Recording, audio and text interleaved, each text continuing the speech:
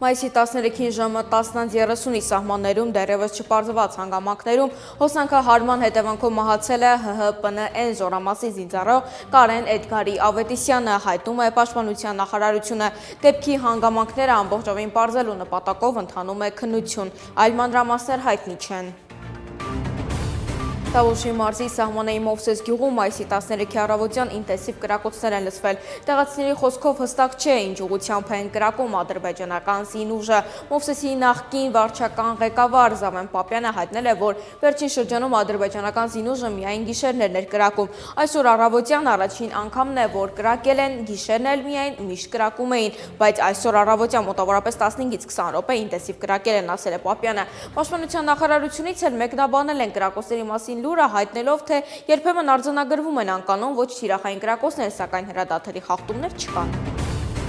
Հայաստանի պաշտպանության նախարար Սուրեն Պապիկյանը Բեռլինում հանդիպել է Միացյալ Թագավորության զինված ուժերի նախարարի հետ։ Հայտնում են պաշտպանության նախարարությունից, նրանք քննարկել են պաշտպանության բնագավառում Հայաստան-Միացյալ Թագավորություն համագործակցության հիմնական ուղղությունները եւ դրանց զարգացման հեռանկարները։ Պատրաստակամություն են հայտնել նաեւ համագործակցության նոր թափ հաղորդմանը, երկու երկրներում պաշտպանության հարցերով կցորդներ նշանակելով։ Անդրադարձել են նաեւ տարածաշրջանային եւ միջազգային անվտանգությանը վերաբերող հարցերին։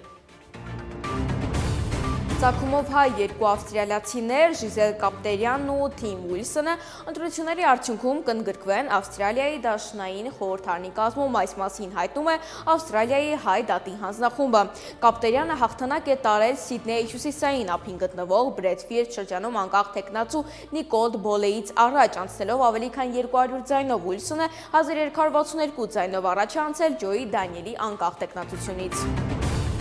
Հայուհին իր այսեցի ընկերոջ հետ, ով տեղացի հայտնի պարող ու երաժիշտ է, հայկական երաժշտության Հայոց պրոջեկտի երգի տակ անիմե պար է բեմադրել։ Տեսանյութինքից աղջիկը գրել է, որ այսպիսով փորձել է միացնել երկու մշակույթներն ու յուրօրինակ բան ստանալ։